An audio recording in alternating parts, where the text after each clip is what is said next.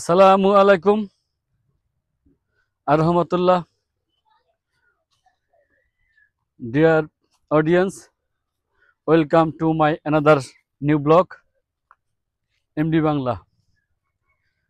প্রিয় দর্শক, আজকে আপনাদেরকে নিয়ে এসেছি ঢাকা জেলার ঐতিহ্যবাহী দোহার উপজেলার একটি প্রত্যন্ত গ্রাম অঞ্চলে। আমরা আজকে সেই গ্রামটা আপনাদের সামনে উপস্থাপন করব এবং এই গ্রামের সংস্কৃতি, কালচার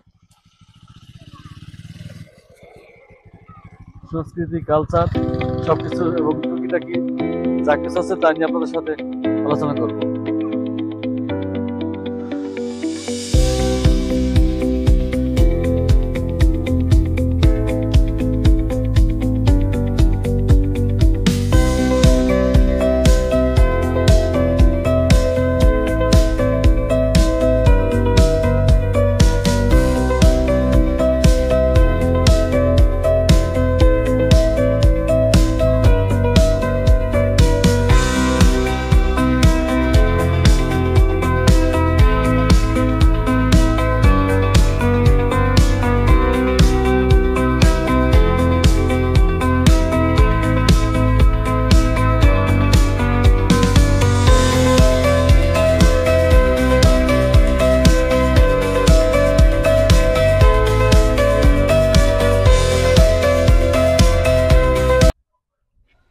সুপ্রিয় দর্শক, আপনাদেরকে নিয়ে এসেছি আমি একটি ক্ষুদ্র হাঁসের খামারে।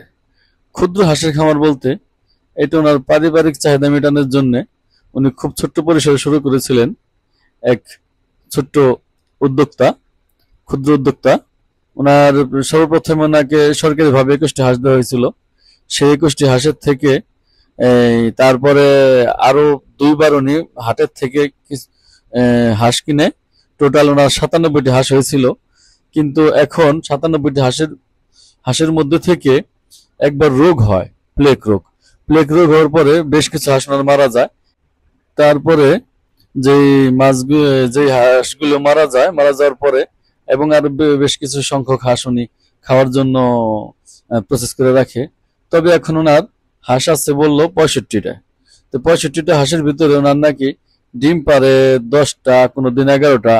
তবে এই যে উদ্যোক্তার হাঁসগুলো আমি দেখাইতেছি, ওনার হাঁসের 65টা হাঁসের ভিতরে যদি 10-11টা ডিম পারে, তাহলে কিন্তু এই ছোট্ট ক্ষুদ্র উদ্যোক্তার কিন্তু লস হয়। কারণ উনি এই প্রতিদিন 2বারে এই হাঁসের খাবার খাওয়ায়। এই খাবারের তালিকা কি আছে হাঁসের? এই রাইস পলিশ, যাকে বলে কুড়ার সাথে উনি যে আরেক পদের ফিড আছে। তবে এই উদ্যোক্তাকে সরকারিভাবে ফিডগুলি দেওয়া হয়। উনি বলছে যে আমাদেরকে সরকারিভাবে কিছু ফিড দেয়, ওগুলির সাথে আমরা রাইস পলিশটা কিনে নেই, কুড়াগুলি কিনে নেই। এই হাঁসগুলিরে সকালবেলা উনি মানে ঘুম থেকে উঠে আগে হাঁসের খাবার তৈরি করে, তারপরে এই হাঁসগুলি যতক্ষণ পর্যন্ত খাবার না দেয় ততক্ষণ পর্যন্ত নাকি তার পিছনে পিছনে ঘুরে। তারপরে খাবার দেওয়া শেষ হলে এই হাঁসগুলি একা একা বিলে চলে যায়। বিলে যাওয়ার পরে সারাদিন এইভাবে বিলে থাকে। বিলে এদের খাবার এরা এইভাবে কুড়িয়ে খাওয়ার পরে যখন আবার আসরের আজানের পরে মানে বিকেল যখন টাইম হয়, তখন আবার তারা নিজ ঘরে বা নিজ আবাসে ফিরে আসার পরে যে ক্ষুদ্র উদ্যোক্তা যিনি, তার পিছনে পিছনে হাঁসগুলি হাঁটতে থাকে। তা হাঁটতে থাকার পরে তিনি যখন খাবার প্রসেস করে দেন, খাবারগুলি খেয়ে তারা মাগরিবের আজানের আগ ডাকদা নিজের আবাসস্থলে একা একাই চলে যায়। প্রিয় দর্শক, আজকের যে হাঁসের খামারটা আপনাদেরকে আমি দেখাইলাম, আমি চেয়েছিলাম যে এই যে উদ্যোক্তা, তার সাথে কথা বলার জন্য, কিন্তু সে ক্যামেরার সামনে কথা বলতে রাজি হয় নাই। যার জন্য উনি বলছে যে ঠিক আছে, আমি কিছু কথা তো আপনার সাথে বলতে পারি, কিন্তু ক্যামেরাতে না, ক্যামেরার অন্য সাইড থেকে হয়তো আমি আপনার সাথে কথা বলবো। আমি যাই হোক আর কি, প্রিয় দর্শক, ওনার সাথে হাঁস নিয়ে কথা হইলো। এখন আপনাদেরকে আমি দেখাইতেছি, এখন যে হাঁটতেছি এটা হচ্ছে ওনাদের ঘাস ক্ষেত। উনি কিন্তু একজন ছোট্ট উদ্যোক্তা। এই যে ওনাদের ঘাস ক্ষেত বলতে এই যে আমি ঘাসের ভিতর দিয়ে যাচ্ছি, এখানে দেখা যাইতেছে এই ঘাসটাকে বলে জাম্বু ঘাস বলতে যেটা নাকি ওই যে গ্যান্ডারির মতো পাতা হয়, গ্যান্ডারির মতো দেখতে, এবং পাতাটা ওইরকম মনে হয় যেন কি বলে দেখে বোঝা যাবে বড় হলে দেখে বোঝা যাবে যে না, এটা কোনো গ্যান্ডারি গাছ। এই যে দেখা যাইতেছে, প্রিয় দর্শক, আপনি একটু খেয়াল করে দেখেন, এই যে যে পোয়াগুলি দেখা যাইতেছে, এটাতে কিন্তু এটা কিন্তু বড় হয়, বড় হইলে কিন্তু তখন আবার এটা একদম গ্যান্ডারি পাতার মতো হবে, যা নাকি আবার খাওয়ানো যাবে। এই ঘাসটার একটা এই যে দেখছেন, দেখা যাইতেছে, এই ঘাসটার একটা উপকারিতা আছে কি, একবার বুনলে বারবার খাওয়ানো যায়, অনেকদিন পর্যন্ত থাকে। প্রিয় দর্শক, আপনারা যারা মানে এরকম ক্ষুদ্র উদ্যোক্তা হবেন বা যারা গৃহস্থলী করেন, তারা ইচ্ছা করলে এই ঘাসটা লাগাইতে পারেন। এই ঘাসটা লাগালে ঘাসের বেশি খরচ নাই, একবার শুধু লাগাইলেই এটা মানে দীর্ঘদিন পর্যন্ত এটা থেকে ফলন পাবেন। এই মোটামুটি উনি বলছিল যে কি বলে 1 মাস অন্তর অন্তরই কাটা যায় ঘাসটা, মানে একবার মানে কাটলে আবার 1 মাস পরে আবার দেখা গেছে যে বড় হয়ে গেছে, কারণ ঘাসটার পাতা একটু বড় লম্বা টাইপের হয়। আর উনি যেই বললো যে কি বলে ওনার হাঁসের জন্য ওনার মন খারাপ। তবে যদি আপনারা কেউ হাঁসের প্রতিকার জানেন প্রিয় বন্ধুরা, আপনারা আমাদেরকে কমেন্টে জানাবেন, কমেন্ট করে।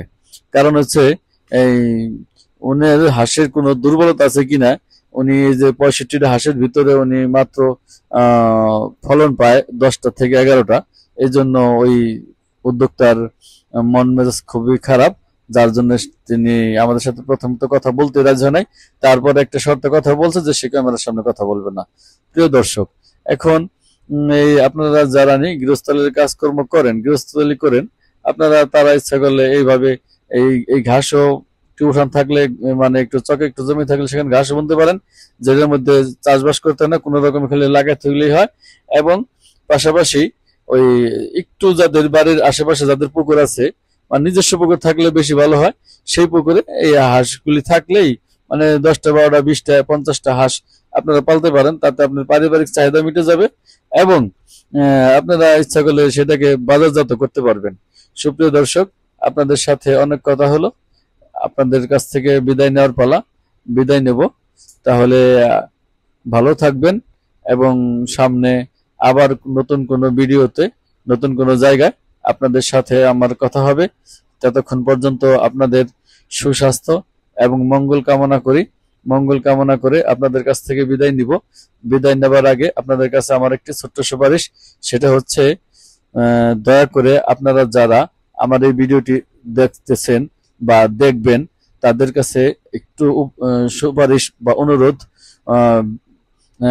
করি যে আপনারা আমার ইউটিউব চ্যানেলটি সাবস্ক্রাইব করবেন এবং পাশে থাকা বেল বাটনটি প্রেস করে অলে থাকবেন, যাতে করে আমার করা সর্বশেষ ভিডিওটি সর্বপ্রথমেই আপনার লিঙ্কে চলে যায়, আপনি যাতে দেখতে পারেন।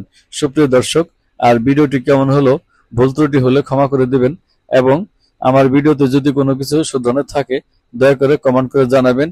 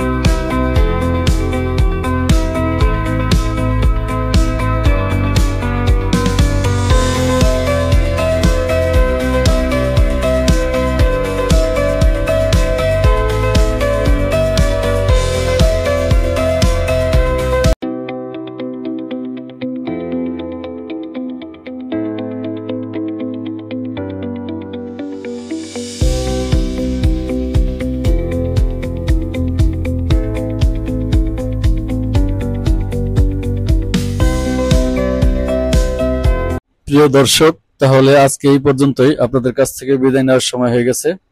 এখন আপনাদের সকলের সুস্বাস্থ্য এবং মঙ্গল কামনা করে বিদায় নিচ্ছি। আল্লাহ হাফেজ, আসসালামু আলাইকুম।